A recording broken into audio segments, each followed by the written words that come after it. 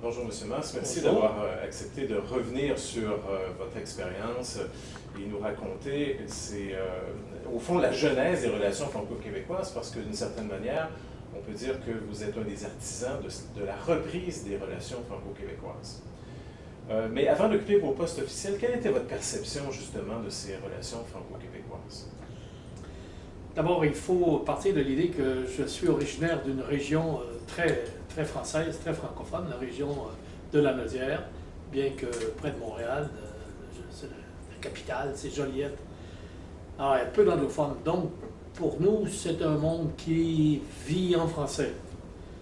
Et à partir de là, dans l'après-guerre, avec les moyens de transport plus accessibles, plus faciles pour se rendre en Europe, les années 50, l'année sainte, mes parents sont partis, pris l'avion dans un de ces très nombreux voyages organisés un peu partout à travers le Québec et ont franchi l'océan pour la première fois et ils sont allés en Europe, particulièrement à Paris et Rome. Donc, dès le début, là, 10, 12, 13 ans, là, déjà, tes parents sont allés en Europe, ils te racontent ça, ils reviennent avec des films, des diapositives, puis les familles se rassemblent pour voir les fameuses diapositives. Alors là, c'est donc très jeune, non pas à l'école, mais par le milieu familial, une prise en compte de l'architecture et de tout ce que ça représente. Alors, deuxième grand coup, à Joliette, on est près du séminaire de Trois-Rivières, et au séminaire de Trois-Rivières, Monseigneur Albert Tessier, qui s'occupe des écoles d'enseignement ménager. Il avait un correspondant belge de l'abbé Houillou, avec lequel il travaillait à définir cette question des écoles d'enseignement ménager des années 50 au Québec. Alors, l'abbé Houillou, à la demande de Tessier, organise régulièrement, tous les ans, un voyage pour un certain nombre d'étudiants. Et c'est ainsi qu'en 1955, je crois, au mois d'août, je suis parti avec une trentaine d'étudiants de la région de Joliette et de Trois-Rivières, y compris un copain de l'époque, Bernard Landry, qui est devenu premier ministre du Québec. Il se retrouve avec beaucoup d'autres. Donc, la trentaine, on s'en va en Europe. Et on a fait le tour. Et l'abbé Houillou était un conférencier, un pédagogue exceptionnel. On est allé partout, dans les lieux qui comptent, Versailles, ça a duré 3 semaines, on est allé à Rome, etc. Mais donc, là, c'était une prise en compte directe par des conférences sur place, par un pédagogue extraordinaire.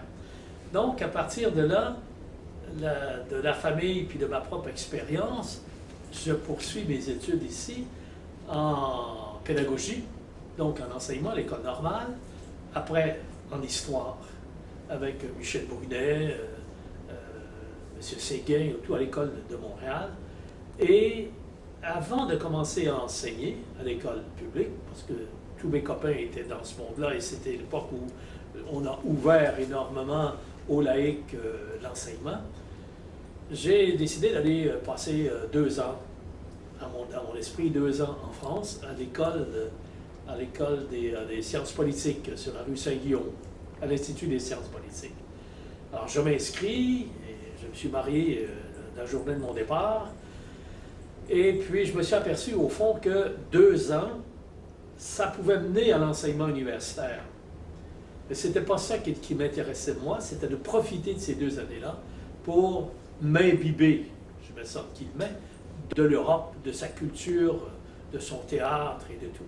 Et j'ai décidé de m'inscrire plutôt comme auditeur libre 1 année à Paris et auditeur libre dans une autre école du même type à Londres pour avoir les 2 facettes. Donc, ce qui m'intéressait, c'est l'histoire internationale, l'histoire des États-Unis, l'histoire de l'Europe, l'histoire des relations diplomatiques, des partis politiques, enfin, des professeurs comme Duverger, et le maître de conférence à Paris, qui tous les semaines réunit dizaines d'étudiants pour toute la durée de l'année, à chaque semaine, une demi-journée. Le maître de conférence était Jacques Chirac, qui deviendra le président français qu'on connaît dans les années qui ont suivi. Alors, j'ai passé 1 année avec lui à avoir des cas d'espèce. Comme on disait, on prenait la guerre de 14, bon, ben, tout le monde avait un petit peu de leçons, de devoirs à faire, puis la discussion de la demi-journée passait là-dessus. Alors donc, j'ai beaucoup appris à ce moment-là par l'intérieur, et j'ai profité tous les week-ends. On allait à l'opéra ou à la Comédie Française, mais en haut, dans le poulailler, comme on dit, où les billets étaient à 25 cents, 50 cents. Je faisais énormément de théâtre, les musées. C'était d'abord et avant tout pourquoi j'étais là, mais en plus de ça, au Disneyland. Et durant l'été, on a voyagé, les vacances de Pâques, c'est la même chose. À Londres, mais là, l'histoire britannique, l'histoire des États-Unis, le Commonwealth britannique, l'histoire des partis politiques en Angleterre. Alors, quand je suis revenu ici, donc, j'étais très sensibilisé à tout cet aspect-là. Alors, dans ce cadre-là, c'est certain que pour moi, et puis j'ai poursuivi mes études après, puis je suis rentré dans l'enseignement, et peu de temps après, j'ai été happé par le débat politique. Alors, j'avais donc une connaissance, je pourrais dire presque intime, de la réalité à ce moment-là. Dans les années 50, quels sont les projets du gouvernement de Maurice Duplessis, qui était chef de l'Union nationale? Quels sont ces projets qu'il avait envisagés pour les relations avec la France? Alors, c'est très important parce que moi, je suis de ceux qui croient que l'histoire, c'est un continu. Chaque jour apporte la pierre du lendemain. Hein, et ça évolue comme ça. Et je ne crois pas, à moins de faire des révolutions violentes, qui, pour une raison ou pour une autre, éclatent. Et puis là, c'est la violence totale, comme la révolution russe ou la révolution française ou anglaise ou la révolution américaine. On peut beaucoup parler de nos révolutions en nous, qu'il y a eu des patriotes, mais ça n'a pas été de même niveau. Je crois donc que les révolutions se font par d'autres choses, à mon avis, que la violence dans l'évolution. Dans le cas qu'on parle, c'est la révolution des transports. L'Empire romain a existé par les routes romaines qui permettaient d'aller partout. La victoire du Nord de la guerre de sécession aux États-Unis, c'est parce qu'il y avait des chemins de fer par rapport au Sud pour rendre les armements et les soldats. Or, les années 50, là, c'est le transport, c'est l'avion. Après la Deuxième Guerre, il y avait des aéroports partout. Ici, puis à Terre-Neuve, puis partout en Islande, puis en Irlande, juste pour pouvoir rendre des soldats. Donc, après la guerre, ça s'est amélioré au point de vue technologique. Les années 50, c'est l'éclatement, je veux dire, que ce soit TransCanada Airlines ou Air France qui vient s'établir ici à Montréal et qui assure des services quotidiens. Les paquebots sont de plus en plus importants, ça prend de moins en moins de temps de traverser l'océan. Donc, c'est pour la première fois, c'est accessible en grand nombre. Alors, beaucoup de jeunes vont étudier là, en France, à ce moment-là, plutôt qu'aux États-Unis, parce que, bon, l'appel était de ce côté-là. Il n'y a pas un village au Québec où il n'y a pas eu, durant ces 10 années-là, des gens qui sont allés en France. Il y a eu tout le développement ici à Montréal, par exemple, des variétés lyriques. Les variétés lyriques, le Monument national. C'est à la fin, milieu des années 50, c'est là que ça a commencé l'opéra, l'opérette. Et puis là, tout d'un coup, à partir des années 52-53, les vedettes françaises venaient ici. Guittari, Luis Mariano, et puis les vedettes internationales. Et c'est ça qui a poussé on l'oublie, mais qui a poussé le gouvernement à réaliser la Place des Arts. Parce qu'il y avait de plus en plus de monde. Et tout ça, c'était relié donc à l'Europe et à l'aviation. Au même titre qu'on est passé du Monument national à la Place des Arts, à la même époque, parce que ça suscitait de l'intérêt de Bordeaux. Il y a eu des grandes foires, des grandes expositions sont organisées. En 1955, je crois, la place Palais du Commerce, qui était le grand truc à ce moment-là. Je me souviens même d'y être allé. Et là, on découvrait la France avec son économie, sa culture, ses bâtiments. Et là, il y a eu un appel de l'autre côté en même temps. Et les grands magasins du Louvre en 1958 à Paris ont organisé une grande exposition. Avec un orignal dans une vitrine en passant. Une grande exposition, il y a eu plus d'1 million de Parisiens et de Français qui sont allés à cette exposition. Alors on sent un ébouillement entre les deux. Et le mythe que tout a commencé au Québec en 60, à mon avis, c'est mauvais parce que c'est contre la réalité historique. Donc, il y a eu une évolution. Alors, qui était là? Le président Auriol était venu, le président français avait été accueilli au Canada, donc au Québec. Et Duplessis sentait fort bien ça, parce que ça ne se passait pas uniquement dans l'élite, là, cette rencontre-là, c'était réparti dans les écoles et tout. Alors, le Canada, le Québec avait depuis longtemps une agence, un bureau à New York pour régler les problèmes particulièrement d'énergie. Donc, le premier bureau que le Québec a eu sur le plan international, c'est avec les États-Unis, comme pour les raisons économiques. D'ailleurs, l'Ontario, à peu près à la même époque. Alors là, les gens ont commencé à dire, pour quelle raison qu'on n'aurait pas, nous, ici, une agence à Paris? Il faut se souvenir qu'on avait déjà eu des relations Québec-France, ça ne datait pas d'hier. Il y avait eu Hector Fabre qui était là dès la fin des années 1800, qui a représenté le Québec et le Canada. Mais ça avait été fermé à la Première Guerre et ça n'avait pas repris. Laurier avait tenté, comme Premier ministre du Canada, d'ouvrir une agence, lui aussi, à la même époque à Paris, et ça a été refusé parce que c'est l'Angleterre qui s'est opposée. Laurier, Wilfrid Laurier, en 1902, je crois, il a poussé pour avoir une représentation en Angleterre, ou c'est-à-dire en France, et c'est l'Angleterre qui s'est opposée, les Français n'ont pas voulu se mêler des choses. Comme quoi, la poussée vers l'international, que ce soit par le Canada ou le Québec, ça a été d'abord d'ouvrir une porte, d'ouvrir un bureau à Paris. Alors, la même chose se présente. Et l'ambassadeur du Canada, Jean Désy, qui est ambassadeur du Canada à Paris, est le premier à réaliser que ce serait quand même bien si le Québec avait un bureau.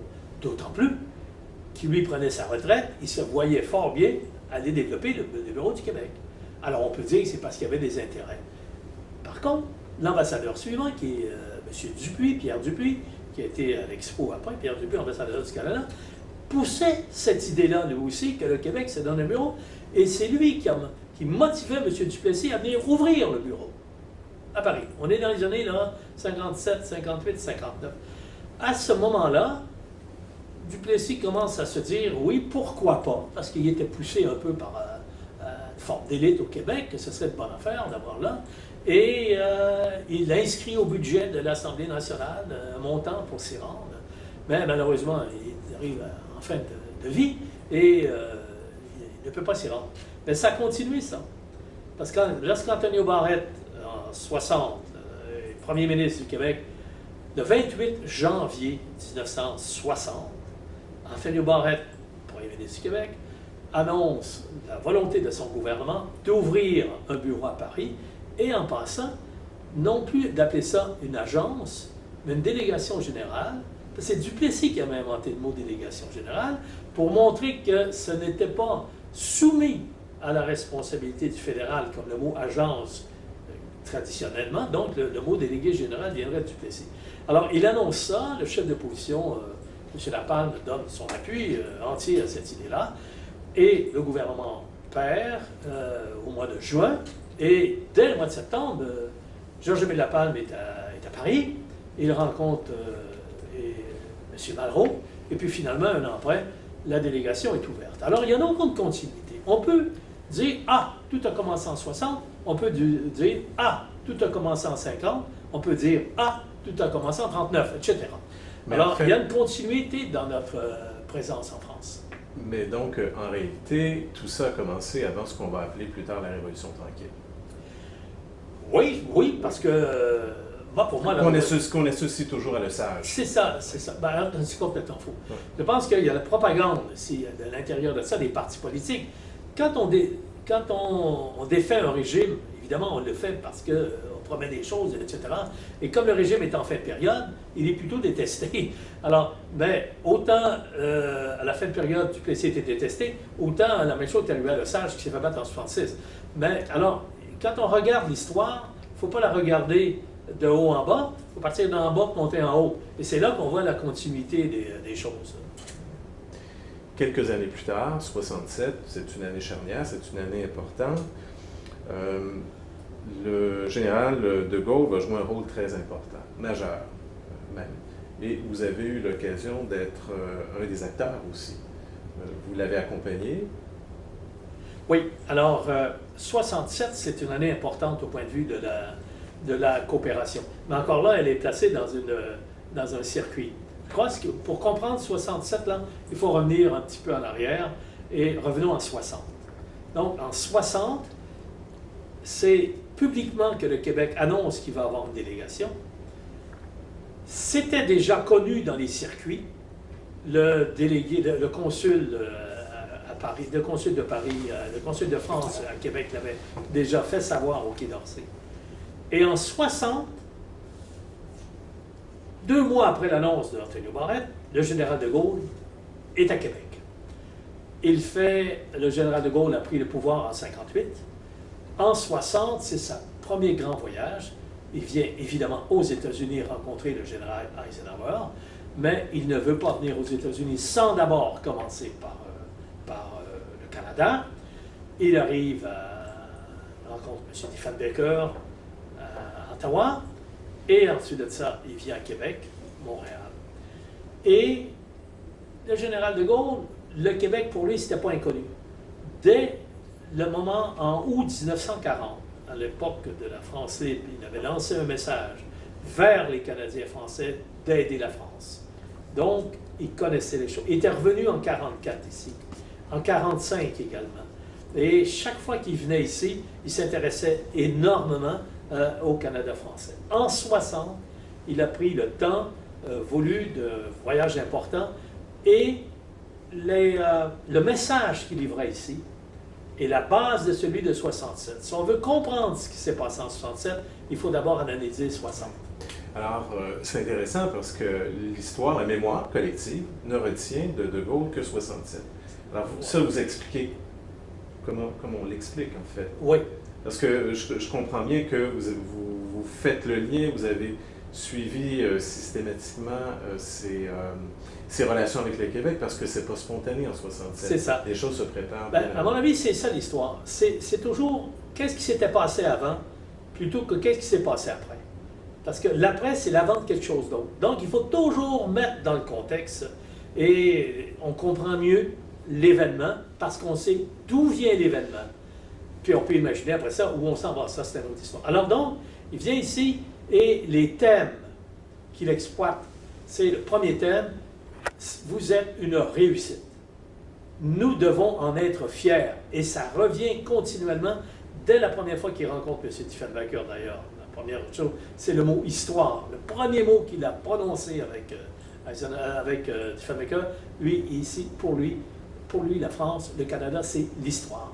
L'histoire d'un peuplement français qui s'est établi ici, qui a apporté un rayon de sa civilisation, et puis la spiritualité de l'Église catholique. Il développe ça devant Diefenbaker pour bien prendre ses marques, qu'il n'est pas ici, il est ici techniquement comme un étranger, mais il est ici parti d'un morceau de son peuple. Et dès 60, il a pris à Ottawa, la première chose qu'il a dit à Diefenbaker, c'est un rappel historique du pourquoi qu'il est ici.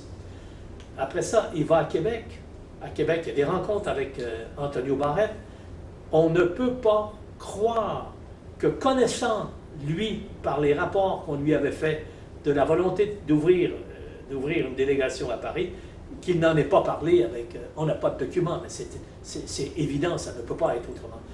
Et il y a un grand banquet au Château Frontenac le soir, au mois d'avril. Et on voit les photos de ce... Une photo qui est parue dans l'Action catholique, dans tous les journaux, une grande photo dans la salle de bal du Château Frontenac. J'étais là à la salle de bal du Château Frontenac en 67. Vous voyez les mêmes tables au même endroit, la même table d'honneur, avec cette fois-ci Général de Gaulle et Barrette, et alors que nous, c'était Général de Gaulle et Johnson, le cardinal, et tout, le même monde est là. Le lendemain, dans le journal L'Action catholique, le titre, grosse manchette, 2 chefs d'État fraternisent. 2 chefs d'État fraternisent, et vous voyez cette grande photo, on se croirait en 1967. Moi, je trouve que c'est un grand malheur que de ne pas connaître son histoire, de ne pas avoir de mémoire de son histoire, parce qu'on vit dans l'actualité et c'est difficile de comprendre ce qui se passe parce qu'on ne sait pas d'où on vient. Et c'est pour ça que j'insiste tellement sur les questions d'histoire et de mémoire. Donc, alors tout son appel, c'était de donner de la fierté à ce peuple, de lui dire combien il avait bien réussi. et que la France se réjouissait de ce succès. Il est allé à l'Université Laval. C'était Monseigneur Parent, celui du rapport Parent, qui était le responsable à ce moment-là. Et il a fait un grand échange, un grand discours sur l'importance pour les universités du même monde de la chose française, je mets ça entre guillemets parce que c'est ainsi qu'il s'exprimait, d'être continuellement en échange et de travailler en commun, donc d'ouvrir, avant même que ça commence, des échanges au niveau universitaire entre la France et le Québec. C'était déjà là en 60 dans un discours général de Gaulle. Bon, après ça, il revient à Montréal, c'est la même chose, ville de réussite, c'est à peu près les mêmes mots qu'il a employés au fameux balcon de l'hôtel de ville, à peu près les mêmes mots quand il a rencontré le maire, après un déjeuner, un toast, là, et c'était le maire Sartour-Fournier. Alors, quand on regarde ça, quand on a découvert récemment la sonorisation de la prise des discours là, de Gaulle et de Barrette, c'est incroyable quand on écoute ça. Comment est-ce qu'on se retrouverait probablement en 67? Alors, ce que je retiens, qui est très important, c'est que De Gaulle était sensible à la question québécoise et, deuxièmement, que c'est lui qui motivait la rencontre des deux, parce que ça va revenir, cette affaire. Alors, on vient maintenant en 67. Qu'est-ce qui s'était passé entre les deux? Il y avait eu la signature d'accords avec le Parti libéral de Jean Lesage, les premiers accords sur l'éducation et sur la culture, les grandes orientations. Mais à ce moment-là, quand De Gaulle est revenu en France, il avait donc insisté auprès de son personnel de dire que cette question québécoise d'ouvrir un bureau, il faut accorder énormément d'importance. Le Québec est différent de la France est différente, mais il y a lieu de travailler et de collaborer, de coopérer. C'est la commande qu'il avait donnée. S'il a donné cette commande-là, c'est qu'il en avait perçu l'intérêt ici, et si les choses se sont passées aussi rapidement, c'est parce que De Gaulle y a mis le poids. Et lorsque Malraux a rencontré Georges-Émile Lapalme, et qui demandait d'ouvrir les choses, Malraux a dit régulièrement De Gaulle nous demande où est-ce qu'on en est avec le Québec, etc. Donc, la volonté, la coopération, France-Québec et l'ouverture du Québec sur le monde est d'abord motivée, pas parce qu'on est dans les années 60, mais parce que Charles de Gaulle est président de la République française et qu'indépendamment des grognements d'Ottawa ou des gens qui ne comprenaient pas, il a insisté, c'est comme ça, on doit la coopération au transport et on doit la réalité de la coopération à Charles de Gaulle. Ça, c'est majeur. En 1966, changement de gouvernement, l'Union nationale revient au pouvoir, Daniel Johnson est premier ministre et il doit donc préparer la venue du général de Gaulle en 67. Comment entrevoit-il les choses? Alors, vous avez raison de poser la question, parce que pour comprendre le voyage du général de Gaulle au Québec, il faut regarder sa visite du général en 60. Bien, il y a eu un changement, c'est que c'est Daniel Johnson qui est premier ministre et non plus Jean Lesage. Alors, si on veut comprendre 67, il faut voir comment Daniel Johnson a fait le contact avec le général de Gaulle, parce que ce n'est pas arrivé par hasard, ça non plus. Alors, Daniel Johnson est chef du parti de l'Union nationale. Moi, j'ai eu l'occasion de... Première rencontre avec lui, c'est quand il est venu à Joliette au mois de novembre 63. Et il est venu comme chef de l'opposition. J'étais à ce moment-là président de la Société Saint-Jean-Baptiste de Joliette, président du syndicat des enseignants, du Conseil des arts, de 3-4 affaires. J'avais 27-28 ans à ce moment-là, fort actif dans la région. Et le député Majot de l'Union nationale avait expliqué qui j'étais à M. Johnson. Alors, quand je suis allé à l'hôtel de ville, à la réception civique, bon, il y a eu des mots charmants, etc. Puis, M. Majot m'a invité avec il y avait une espèce de réception après chez lui, je suis rendu. Et là, c'est à partir de là que la chimie a commencé à prendre avec le temps.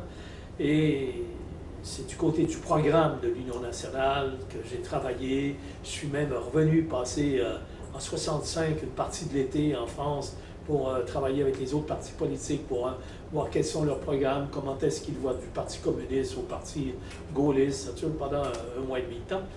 Alors j'étais très près pour Johnson, j'étais très près de la relation avec la France dans son équipe à lui. Alors avec le temps, l'Union nationale gagne et c'est perçu très négativement en Europe parce que l'image transmise par la presse canadienne de ce qu'était l'Union nationale, ça a été la grande surprise d'abord que l'Union nationale soit élue, mais c'était une image passablement négative. Et dès le début, dès le mois de juillet 66, il a dépêché en France les gens de son équipe, Paul Gourdeillon et Jean Loisel, pour aller rencontrer les représentants du gouvernement et des médias pour expliquer que l'Union nationale, ce n'était pas nécessairement la bête immonde de la stupidité québécoise, mais c'était un parti d'opposition qui avait un programme, etc. Donc Johnson a attaché dès le départ là, une importance d'enlever ce négatif là, chez les dirigeants français. Au mois de septembre suivant, le président Senghor, président du Sénégal, vient à Québec. Il y a une rencontre entre Senghor et De Gaulle. Et De Gaulle, c'est-à-dire Johnson, et Johnson déclare clairement au président Senghor que pour lui, la francophonie, la participation du Québec à la francophonie, c'est essentiel. C'est clair, il va faire tout ce qu'il peut pour être partie de la francophonie. Pourquoi? Parce qu'il faut sortir le Québécois de son isolement imaginaire et de l'inscrire dans un monde plus large que le Québec, un monde en français plus large que le Québec, alors que nous, le monde plus large, c'est l'Amérique du Nord, et le monde plus large est tout en anglais. Donc, il faut compenser ça. Et indépendamment des volontés d'Ottawa ou pas, il faut briser ce cercle-là. Ce n'est donc plus, comme avec l'époque de Lesage, des instruments de coopération entre la France et le Québec. Avec Johnson, la motivation est de sortir du Québec. Et il employait le terme de l'oxygène. Les Québécois ont besoin d'oxygène en français pour pouvoir réaliser qu'ils ne sont pas un sous-peuple au nord d'Amérique du Nord, mais un peuple parti d'une grande civilisation, d'une grande culture. Pour M. Johnson, c'était très important et il l'a exprimé, et j'étais là avec Senghor. Peu de temps après, qu'est-ce qui apparaît pour prendre contact avec le gouvernement du Québec? Le ministre des Affaires extérieures couvre de Burville et à Ottawa, évidemment, parce qu'il fallait toujours plier le genou à Ottawa d'abord. Mais il venait rencontrer Johnson parce qu'il voulait connaître et comprendre les motivations de M. Johnson. Il y a eu là encore des conversations fort intéressantes où M. Johnson a repris le thème de placer le Québec dans un plus grand trou français et qu'il ne pouvait pas réaliser ça sans la participation et la volonté de la France. Et deuxièmement, il a expliqué sa volonté de vouloir renégocier la Constitution canadienne basée sur la théorie des deux nations, et il ne pouvait pas négocier seul contre 9 provinces et le gouvernement fédéral. Il avait besoin d'alliés. Et c'est à partir de là qu'il faut comprendre tout le jeu de l'allié. Pour M. Johnson, la France doit être un allié dans la négociation canadienne, un allié de poids qui donne un œil international à la négociation et qui fait que le Québec n'est plus un contre toutes les autres. Et ça l'a joué tout le long de l'opération. Et c'était déjà planté dans son esprit au début d'octobre de l'affaire. Alors, il écrit donc une lettre, une deuxième lettre au président des Français. Il avait écrit, parce que le président français l'avait félicité, bon, une lettre protocolaire, je vous remercie de vos félicitations, ça c'est au mois de juillet. Après ça, il recommence. Là, il avait compris, M. Johnson, c'est à ce moment-là qu'il y a l'Expo 67 qui s'en venait, avec son cercle, avec André Patry, j'étais de ce groupe-là, avec tous ceux qui s'intéressaient à ça. C'est développé la stratégie de dire qu'il y a une soixantaine de chefs d'État qui vont venir ici, invités par le gouvernement fédéral. L'Expo est à Montréal, est au Québec. Nous, il faut jouer un rôle d'accueil important.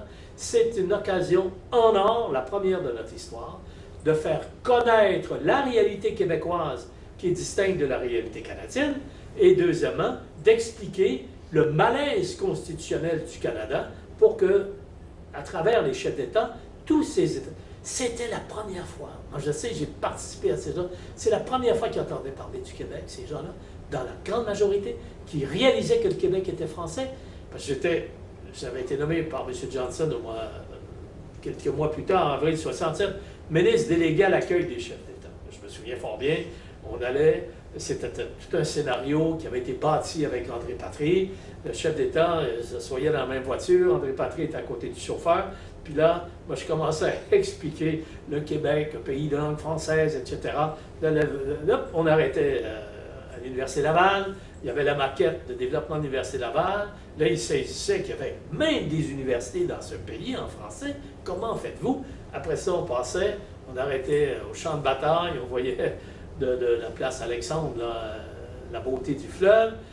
Après ça, dîner d'État, rencontre avec M. Johnson. On les a fait systématiquement. Et on a monté un service pour la première fois, un service de protocole. Le Québec n'avait pas de service de protocole. André Patry a été nommé chef du protocole.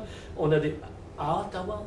Mais ça gueulait de partout. Une bataille a pu finir parce que pour eux, là, c'était inacceptable que le Québec s'incruste dans une opération qui était supposée une opération canadienne pour vendre le Québec. Alors, c'était une période, là, réellement, les assiettes se promenaient en arrière du rideau. Mais, pour vous montrer jusqu'à quel point ça va, donc, il invite une deuxième, il invite le président de Gaulle à venir au Québec. Alors, cette invitation se fait directement, elle ne passe pas par Ottawa. Donc, au cours de l'automne. Le président de Gaulle ne veut pas venir au Québec.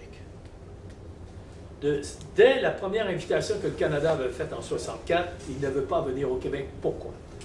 On le voit très bien dans les archives, par les expressions qu'il avait marquées à côté des invitations. Je n'irai pas célébrer la Confédération canadienne, c'est-à-dire la mise en tutelle d'une partie du peuple français. Il ne voulait pas venir ici célébrer la victoire des Anglo-Saxons et la mise en minorité des francophones. Souvenez-vous du De Gaulle de 40, de 44, de 45, de 60. Il répond, non, je vous invite, Monsieur le Premier ministre, à Paris. Mais il n'a pas dit dans la lettre qu'il ne voulait pas venir. Il n'a pas répondu sur la partie de l'invitation. Il a dit qu'il l'invitait. Ce n'est qu'au... Et il a expliqué à ses conseillers, clairement, à un moment donné, parce que ça continue à pousser au mois de décembre, janvier, et c'est en février qu'il a répondu. Pourquoi, le deuxième point, est-ce que la chose québécoise est mûre? Demanda-t-il à ses conseillers. Est-ce que la chose québécoise est mûre? Est-ce que la mayonnaise de la réforme constitutionnelle prend au Québec? Donc, est-ce que la chose française est mûre? Deuxièmement, comment accepterait-il mon message de liberté? C'est les deux questions. Où en est la situation constitutionnelle? Est-ce que je peux faire un poids, un apport? Et mon apport à moi, c'est la liberté. Et il n'était pas sûr de la réponse. Et c'est pour ça qu'il ne voulait pas venir.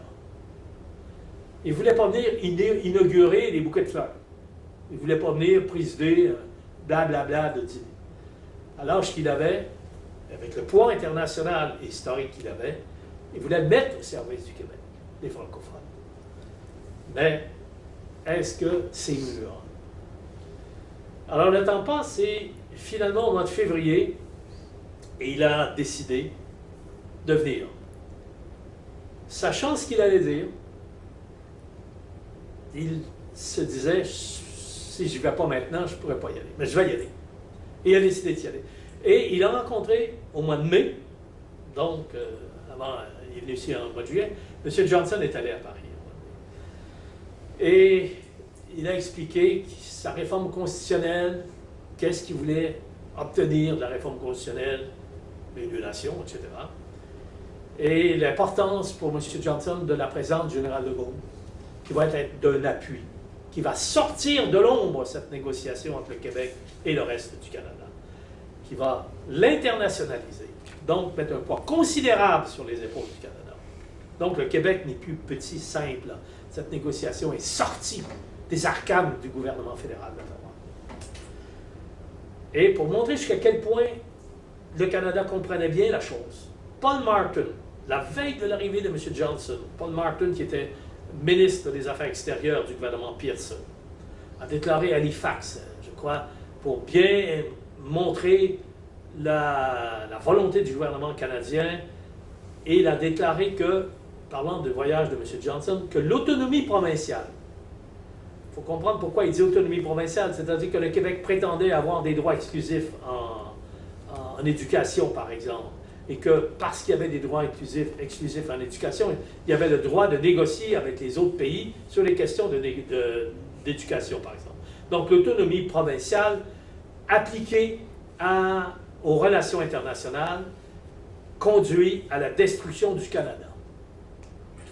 Dès ce moment-là, la grande peur, parce que pour eux, le Canada, leur responsabilité internationale est l'existence même du Canada. Donc, aucune province ne peut discuter avec qui que ce soit sans que nous, on soit silent. Silence dans les rangs. Le silence dans les rangs, ils ne pouvaient pas l'avoir parce que le général de Gaulle était tout à fait indépendant et M. Johnson, lui, avait besoin de briser ce silence au Canada. Alors ça se passe sous nos yeux, ça. Ça explique qu'est-ce qui va se passer après ça. Alors donc, le voyage du général commence au mois de... Et dès les débuts, enthousiasme populaire. Et il y a eu un banquet, comme celui de 60. Dans la salle de bal du Château Frontenac, le banquet d'État. On voit là le général de Gaulle et M. Johnson, Jean Marchand, qui représentait le fédéral et tout ça. Je vais vous citer une phrase parce que c'est important, c'est la clé de toute la compréhension qui va se passer. C'est pas vivre le Québec libre, c'est ça. Écoutez cette phrase de ce banquet. Tout le monde avait les oreilles sorties. Le général dit, on assiste ici, donc au Québec, on assiste ici, comme dans maintes régions du monde. Donc, c'est pas nouveau ce qui se passe ici. C'est pas une révolution, c'est pas la fin du monde. Donc, on assiste ici, comme dans maintes régions du monde, à l'avènement d'un peuple qui, dans tous les domaines, veut disposer de lui-même et prendre en main ses destinées. Le Québec a évolué, il est maintenant fort, il est maintenant fier, et il veut, dans tous les domaines, disposer de lui-même, de décider de lui-même de son avenir, et de prendre en main ses destinées. Donc, il prend l'image de ça, et voilà, selon moi, où le Québec est rendu.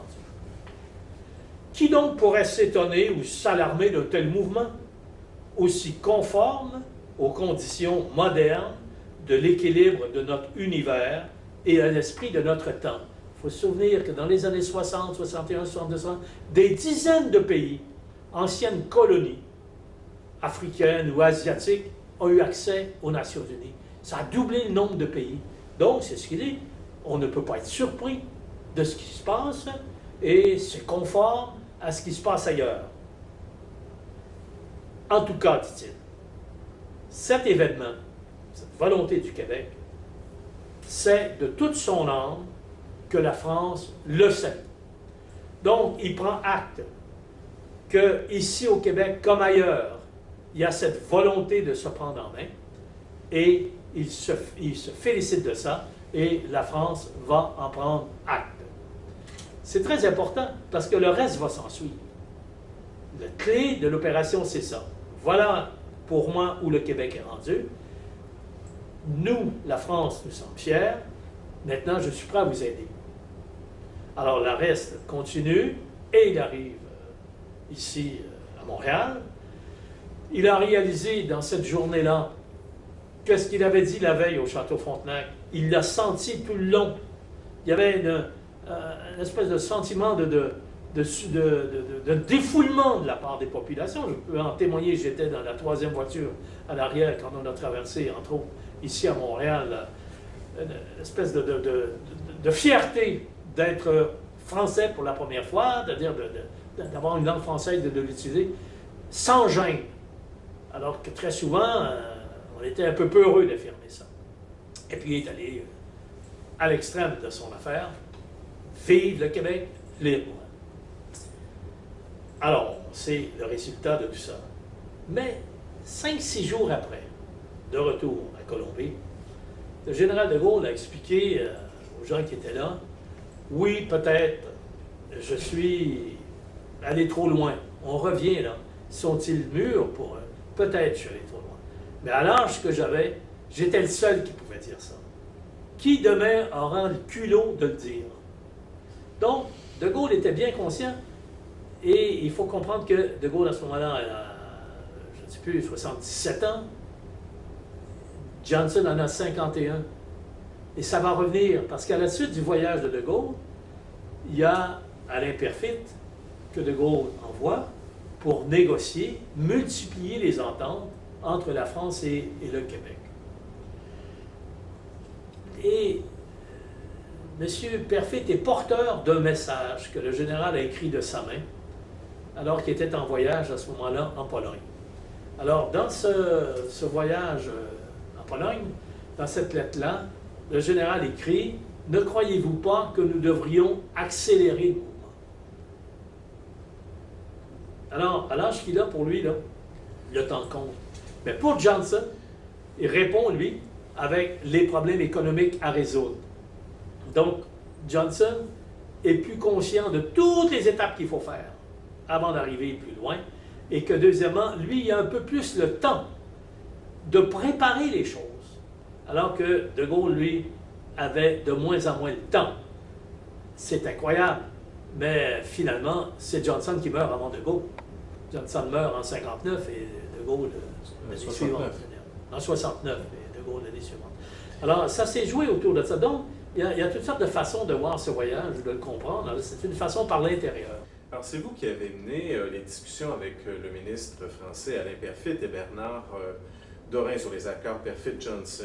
Dans quelle mesure ces accords ont structuré la coopération franco-québécoise? Parce que tout part de là. Oui. Il y avait au départ deux ententes avec le Québec, là, mais très fermées autour de quelques thèmes. Avec Perfit-Johnson, on élargit énormément. Ça va d'un office franco-québécois de la jeunesse qui sera créé dans les jours suivants, des centres de recherche, de pédagogie, des échanges de fonctionnaires, des bourses d'études pour les Québécois qui vont étudier en France, des échanges de professeurs. C'est-à-dire, on élargit toujours au thème de l'éducation, parce que pour l'instant, c'est ça qui... Les besoins du Québec étaient là en éducation. Alors, on est parti de là.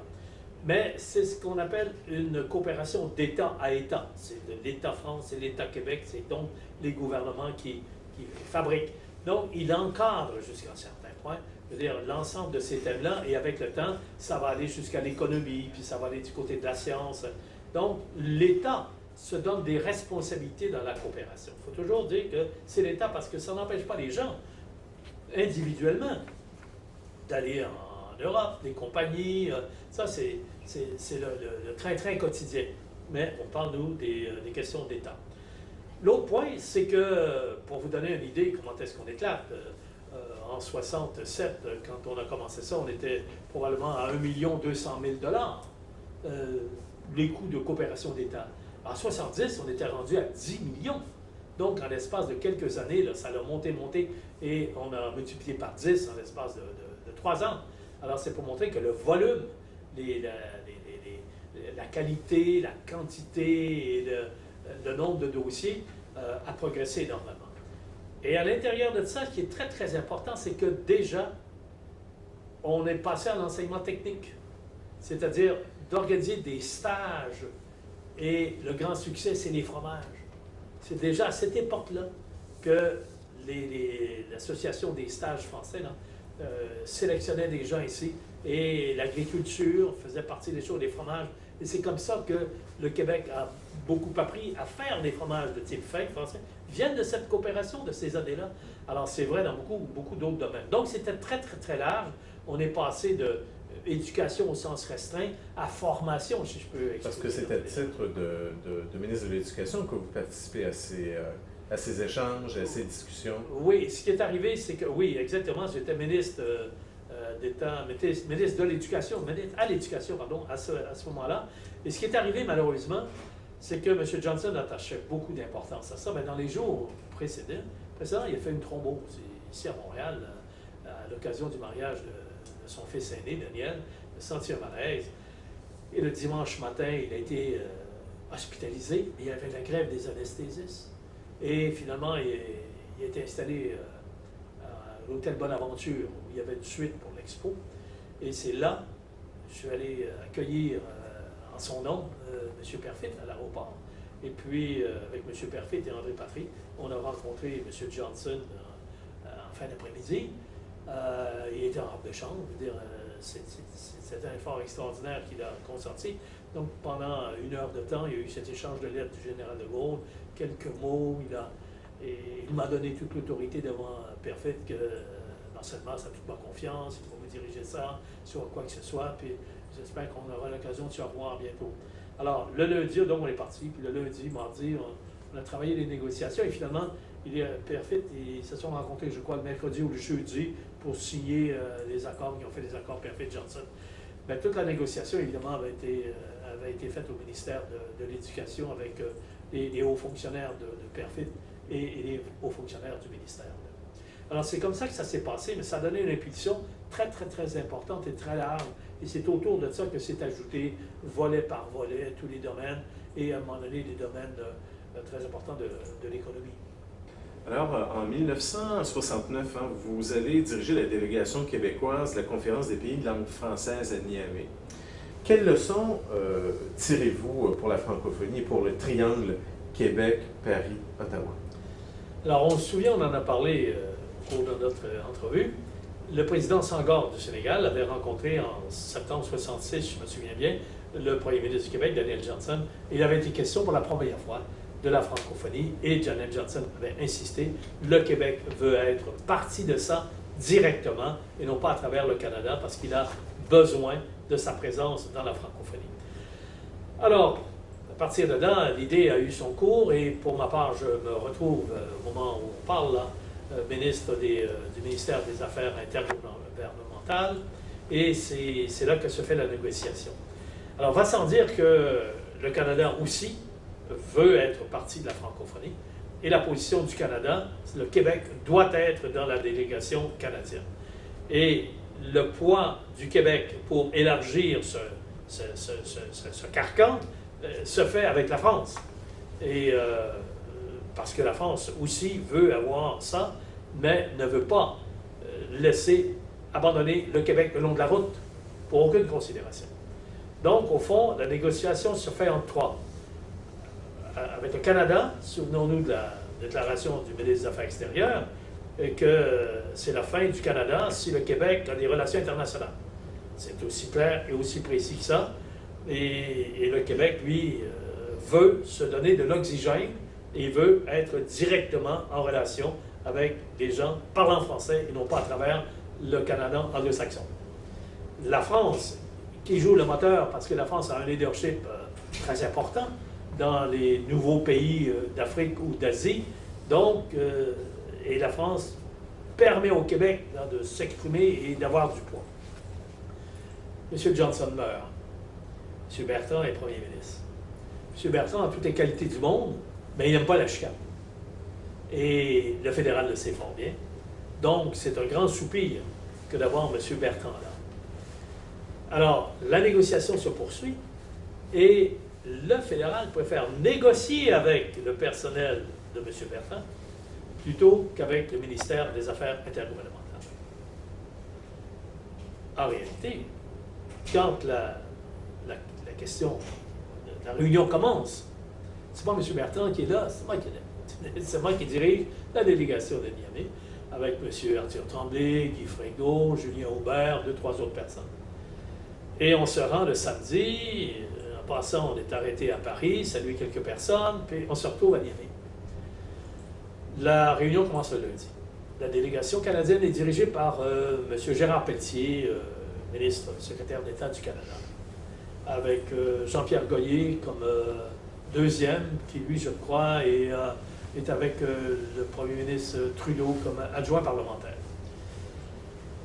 Alors, réunion, faire le point, le dimanche matin. Le fédéral considère qu'il n'y a plus de problème. Tout a été réglé entre Marc Lalonde et le premier ministre Bertrand. Alors, il m'explique que, alors, je suis arrivé là en disant, au fond, là, comment voyez-vous ça, vous, le fédéral, la réunion?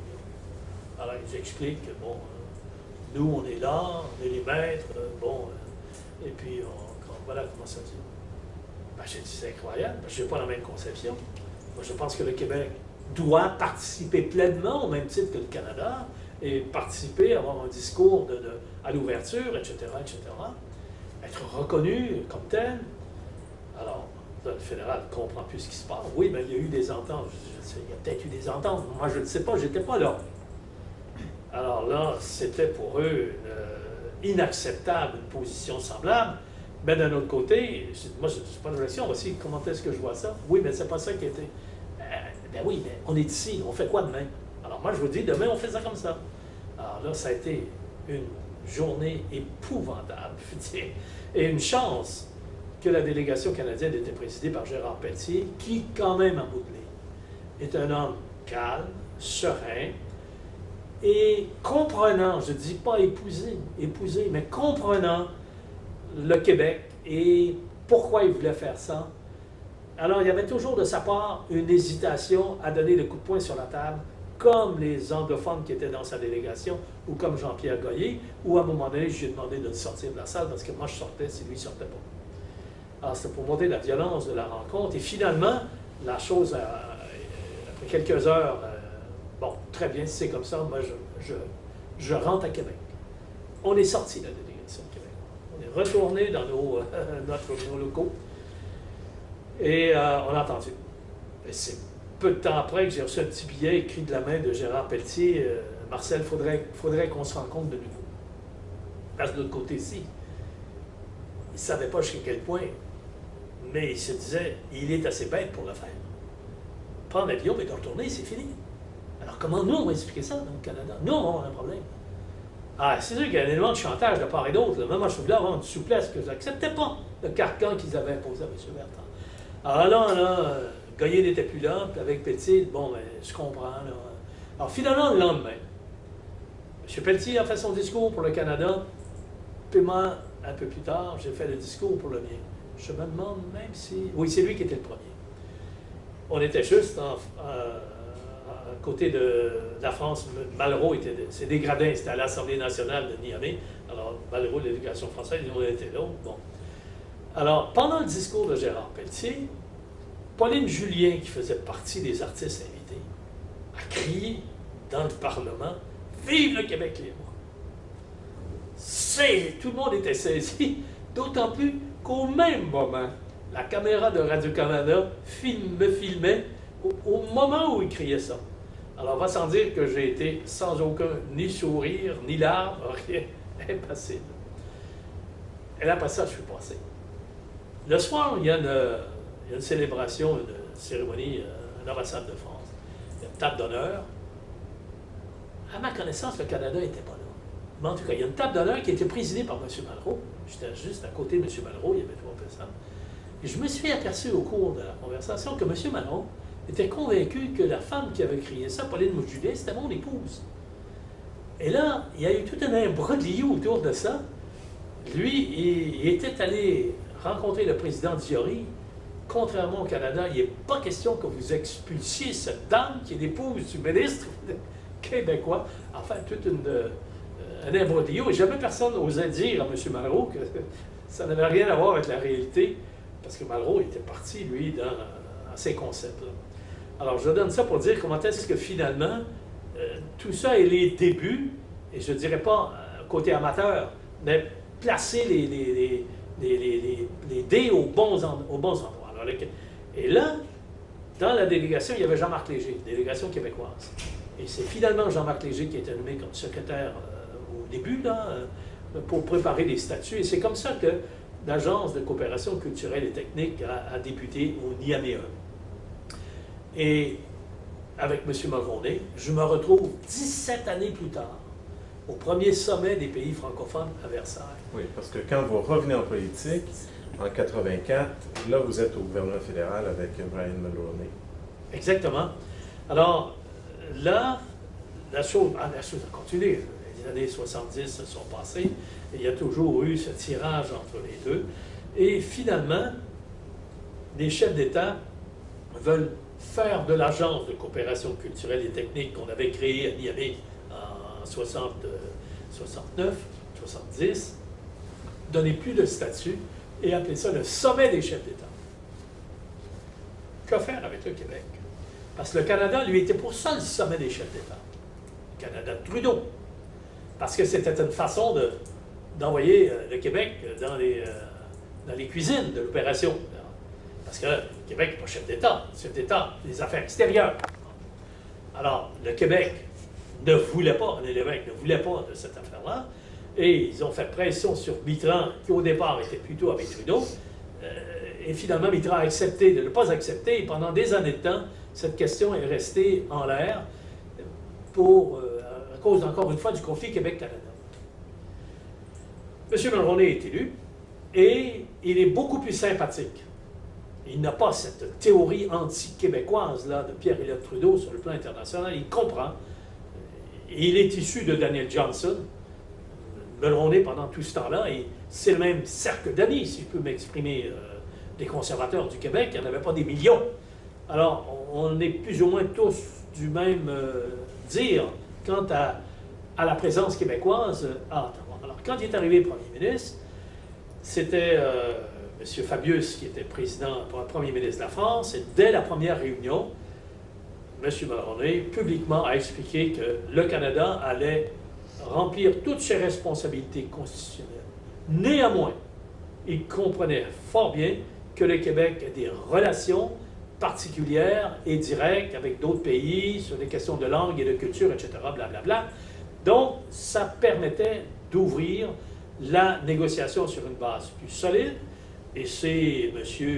Bouchard, qui était ambassadeur à cette époque, Lucien Bouchard était ambassadeur du Canada à Paris, qui a poursuivi les négociations avec la bénédiction et l'appui de Brian Mulroney.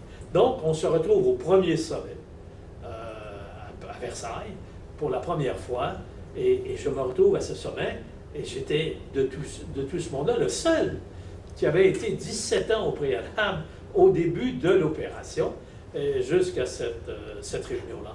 Et puis 2 ans après, le sommet a eu lieu à Québec, et puis il s'est poursuivi.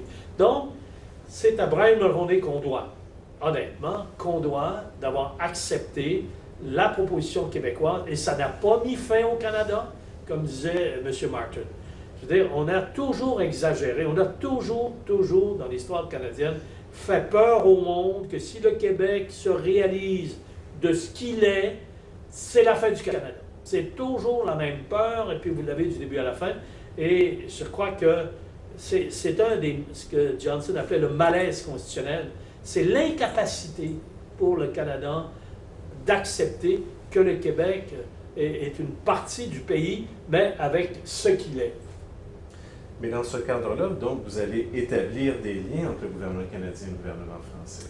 Comment ça s'organise? Alors, j'étais ministre de différents ministères, des communications, c'est-à-dire la culture, toute la pratique au Canada, l'énergie et la défense nationale. Alors, d'abord, la chose qui reste le plus, c'est TV5. J'ai été réellement là, à la fine pointe de cette opération-là. Il y avait avant ça qu'on appelait le canal 99, là, il y avait un début d'opération entre Québec et la France, où ils recevaient des bobines. Mais là, avec la nouvelle technologie, les satellites, etc., il fallait faire un effort. Et dès la première rencontre que j'ai eue à Paris avec des représentants français, qui étaient Jack Lang, qui était le ministre des Affaires culturelles, et M. Filiou, qui était le ministre des Communications, disons, bien informé par mon ministère sur les capacités là, techniques, là, j'ai plus ou moins proposé TV5, avec une participation forte du Canada, TV5 qui apporterait dans chacun de nos pays l'image de l'autre, et non pas son image chez lui, l'image de l'autre. Donc, c'est un échange. Alors, Radio-Canada était plus ou moins intéressé. Il n'y en a pas question, vous allez être parti, l'Office national du film. Et là, Québec a embarqué également. Donc, on a été capable d'avoir TV5. Et moi, je considère que s'il y a eu des succès de mon action, je l'ai encore et j'en bénéficie régulièrement, je peux vous dire, de l'existence de TV5 qui nous apporte, avec le CRTC, comment le CRTC pouvait-il accepter des programmations extérieures alors qu'il voulait tout contrôler? Le président du CRTC, M. André Bureau, a bien compris qu'il y avait là un système particulier. Et pour pouvoir agir, j'ai proposé au Commonwealth le même système, c'est-à-dire un TV6 avec l'Angleterre, l'Irlande, le Pays de Galles, l'Australie, la Nouvelle-Zélande et autres, là, pour le Canada anglais. Donc, d'avoir une équivalence et qui permettait plus facilement au CRTC d'accepter ces deux cas particuliers. Heureusement ou malheureusement, le Commonwealth n'a pas accepté ma proposition, ça ne les a pas intéressés, mais ça a permis, ça a dédouané, ça a permis publiquement de pouvoir expliquer que, bon, il n'y avait pas de privilège là, si on l'avait fait les mêmes. Donc, c'est comme ça que TV5 a éclaté. Alors, Québec a participé, la Belgique et tout. Ça, je crois que c'est très, très important dans l'esprit de Daniel Johnson d'avoir de l'oxygène venant de l'extérieur, de se sortir de cette idée qu'on est isolé, francophone, en Amérique. On fait partie d'un plus grand tout et TV5 est le bon exemple. Et aujourd'hui, c'est multiplié par des iPods et iPads. On est branché directement dans les programmes à Paris, comme vous voulez. Il y a un éclatement de ce côté-là, mais TV5 est le premier qui l'a fait. Deuxième domaine dans lequel j'ai poussé énormément, c'est dans la question des musées. Pour pouvoir donner aux musées québécois plus de force de se rendre accessible avec la France, j'ai signé un accord que j'ai proposé, ça a été unique dans le monde, il n'y en a pas eu deux, un accord d'État à État sur la question des musées avec Jack Lang.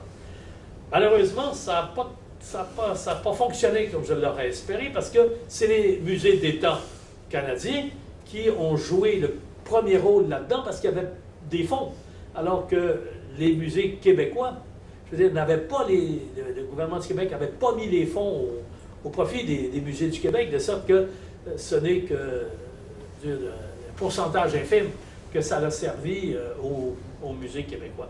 Mais je crois que c'est très important, les musées. Pour moi, c'était la question de formation, c'était l'échange des expositions, des communications, des catalogues, des présences et tout.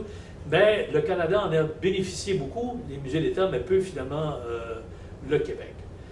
Alors, dans le domaine militaire aussi, on a eu une coopération importante parce que la France a toujours été en dehors du bloc anglo-saxon. Il ne faut pas oublier que c'est les États-Unis, l'Angleterre, le Canada, l'Australie et tout. Bon. Et la France est un peu en dehors de ça. Alors, j'ai joué un certain rôle là, de rendre acceptable l'OTAN pour la France, parce que c'était un interdit. De Gaulle était sorti de l'OTAN.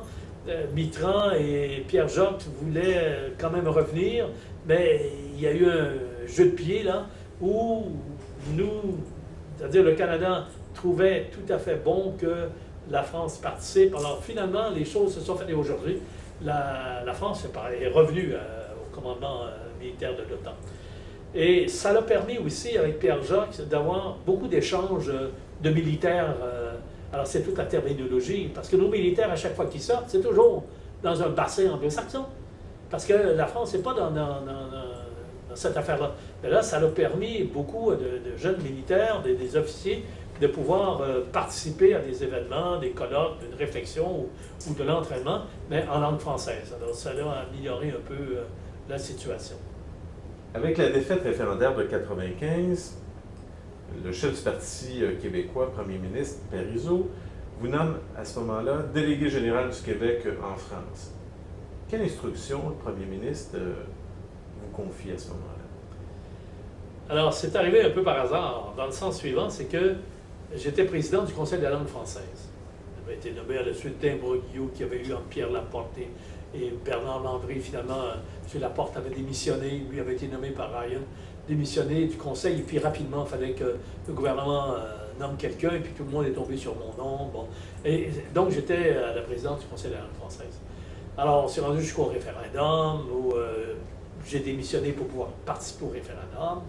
Alors Michel Carpentier, qui est secrétaire général du gouvernement, m'a appelé le vendredi, que là, l'arrêté en conseil était préparé, puis que lundi, j'allais être renommé au Conseil de la langue française. Surprise, le lundi matin, tôt, dans la matinée, on téléphone chez moi, et c'est Carpentier qui m'explique. Il y a un petit changement, j'ai vu M. Parizeau. Alors, est-ce que vous accepteriez d'aller à la délégation du Québec à Paris plutôt que retourner au Conseil de la langue? Ben, je n'ai pas de question, mais pour quelle raison? Ben, il dit, M. Parizeau veut affirmer clairement la force du Québec. Il considère que vous êtes un élément important et vous lui rendriez service si vous acceptiez ça. Bon, ben, écoutez, très bien. Je lui fais le message et je vous reviendrai rapidement. Et là, j'apprends quelques 16 heures plus tard que M. Parizeau a démissionné, le lendemain, il a démissionné. Et malgré ça, Carpentier m'a rappelé comme quoi l'arrêté en conseil avait été signé et que j'étais désigné à Paris. Alors, j'ai rencontré M. Parizeau et pour lui, c'était simple. On a perdu le référendum, mais très peu, 55 000 votes. Il y avait eu, selon les estimés, 60% des francophones au minimum qui avaient voté en faveur. On n'a pas, en France, à s'excuser ou à s'écraser. Alors, vous avez eu une carrière importante à Québec et à Ottawa, je vous fais confiance, allez là, et il n'y a pas à baisser la tête. Il faut affirmer la réalité québécoise telle qu'elle est, puis bon. Très bien. Alors, ça a été mon message. Ça a été, c'est-à-dire de s'assurer que dans cette période de morosité également en France, c'était la France qui visait, là, où beaucoup des amis du Québec étaient découragés, que là, il n'y a plus rien qui va se faire. D'avoir quelqu'un qui est capable d'affirmer le message du Québec, d'avoir une explication historique des choses, une vision, une perspective, celle du gouvernement, et de ne pas arriver chien battu. C'est pas dans mon genre. De toute façon, alors, c'est peut-être pour ça que finalement, Parizeau, que je connaissais fort bien, parce qu'on avait travaillé ensemble quand j'étais au gouvernement du Québec. Alors, c'est dans cet esprit-là. Et pour arriver à ça faire, j'ai toujours été de ceux qui se disaient qu'il faut se méfier du Quai d'Orsay, il faut se méfier des affaires extérieures. Parce que les ministères des Affaires extérieures n'ont pas de vision de l'avenir, ils n'ont que la conservation du passé. Et pour le ministère des Affaires extérieures de France, c'est le général de Gaulle qui leur a imposé Québec. Ce n'est pas leur vision à eux. Parce que imposer le Québec, c'est changer la réalité Canada, France. Or, les ministères des Affaires extérieures, c'est des conservateurs. Eux, ils perpétuent les réalités plutôt que d'assurer les changements. Et là, le général de Gaulle n'est plus là. Morosité avec la fin du référendum, on ne peut pas mettre tous nos œufs dans les fonctionnaires du Quai d'Orsay. Et voilà pourquoi j'ai décidé d'être présent, non pas simplement à Paris, non pas simplement du Québec à Paris, mais partout en France, avec les associations France-Québec, avec les départements, avec les communes. On s'est assuré d'être partout, de toutes les façons, de rencontrer les gens, de faire des exposés, de faire de la communication. Donc, d'aller au-delà du Quai d'Orsay, mais prendre une relation directe avec les politiques et les Français comme tels. C'était, en plus de ça, dans le mouvement, à l'époque, mouvement de décentralisation. Donc, le Quai d'Orsay était obligé de décentraliser le plus possible ses activités dans les régions, de sorte qu'en étant présent dans les régions, je n'ai fait qu'accélérer ce qui s'est passé dans les années suivantes. Alors, donc, ça a été cette période-là, disons, dans ce sens-là, un délégué politique, dans le sens qu'il y avait une mission politique avec les politiques. Il fallait, même dans cette période de morosité, de se redonner du tonus en France. À votre retour au Québec, c'est en 1997, quel projet allez-vous développer pour, au fond, poursuivre ces relations franco-québécoises? Alors, j'ai toujours considéré que la relation franco-québécoise est d'abord et avant tout, la base, c'est l'histoire. Un peu comme quand De Gaulle est venu, la première fois en 60 qu'il a rencontré Elizabeth Baker, il a commencé par parler de l'histoire. cette relation privilégiée, exceptionnelle, elle est basée par une histoire commune, une langue commune, une culture commune. Et en analysant la coopération de ces années-là avec la France, j'ai été un peu estomaqué de voir qu'il n'y avait pratiquement plus rien dans ces aspects-là, que la balance était beaucoup sur le plan de l'économie, avec quelques petits programmes culturels, mais dans les autres, l'histoire, il n'y avait rien. Et c'est dans cet esprit-là qu'après avoir consulté des amis, dont un qui est devenu pour moi un ami, Pierre Nora, qui avait lancé l'idée des lieux de mémoire en France, j'ai conçu un projet que j'ai soumis à la commission parlementaire, et Québec a accepté cette idée d'une commission binationale, donc une commission franco-québécoise, sur les lieux de mémoire communs, qui aurait comme mission d'approfondir nos connaissances historiques mutuelles, d'inventorier les traces de cette aventure nord-américaine, c'est-à-dire Amérique française, entre les Français et ceux qui sont devenus les Québécois, et mettre en valeur l'ensemble de ça, donc d'avoir des programmes de diverses façons où on inventaire, on fait l'inventaire et on met en valeur. Alors voilà, c'est donc, j'ai pris la responsabilité quand je suis revenu de réaliser cette mission, cette commission, et elle s'est répandue sur une dizaine d'années que j'ai présidé ça. On a accompli des colloques, des séminaires, on a fait de la commémoration, et aujourd'hui, ça se perpétue, on en est presque à la 20e année, et il y a eu 2 autres présidents qui m'ont succédé, après une dizaine d'années, M. André Dorval et M. Denis Racine maintenant.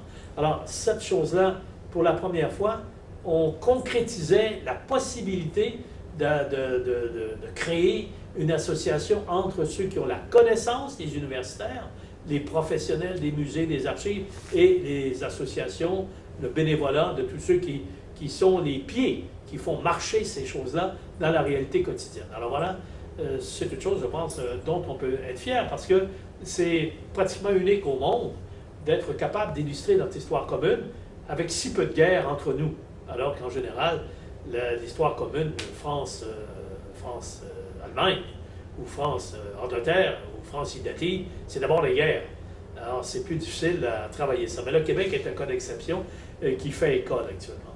Alors maintenant, après 50 ans de relations institutionnalisées entre le Québec et la France, à votre avis, quelles sont les grandes orientations peut-être à questionner, les réalisations à consolider, mais surtout les voies d'avenir à explorer? Alors, je crois qu'après 50 ans, ça a été un grand succès. Il y a peu de relations, de coopération entre États qui ont imaginé autant de programmes et eu autant de succès que la coopération entre la France et le Québec. Par contre, il s'est passé 50 ans. Le monde d'aujourd'hui est différent. L'Europe est de plus en plus l'orientation et la vision de la France. Et le Québec est de plus en plus, avec les moyens de communication d'aujourd'hui, en Amérique. Donc, le monde a évolué. Il faut tenir compte de ça. Parce qu'il faut continuer. Il y en a beaucoup qui disent c'est tellement un succès qu'on n'a plus besoin de s'en occuper. Le succès de quoi? Le succès de la coopération individuelle. C'est par centaines de milliers que les Québécois vont en France. L'inverse est vrai. Les milieux d'affaires, les colloques d'universitaires, les échanges de professeurs, je veux dire, il n'y en a jamais eu autant qu'il y en a maintenant. Donc, il n'y a pas lieu de dire que la chose a diminué. La question qu'il faut se poser, c'est que la négociation, donc la coopération, c'est d'État à État. Comment l'État investit pour l'avenir? Comment l'État, dans quel programme, s'assure que lui peut faire des choses que les autres ne peuvent pas? Tenez l'exemple. Quand on a commencé la coopération, j'ai parlé des fromages, par exemple, les programmes ASTEF qu'il y avait à cette époque-là, qui ont permis des séjours, d'organiser des séjours pour les fromagers, et puis que ça a donné des résultats. Donc, c'est l'État qui a commencé. Mais le résultat, c'est la coopération réelle qui continue. Alors, c'est la même chose dans les autres domaines. Est-ce qu'il y a encore des thèmes qui peuvent être développés? Prenez, par exemple, le premier ministre Charest a fait une démonstration exceptionnelle sur le plan international.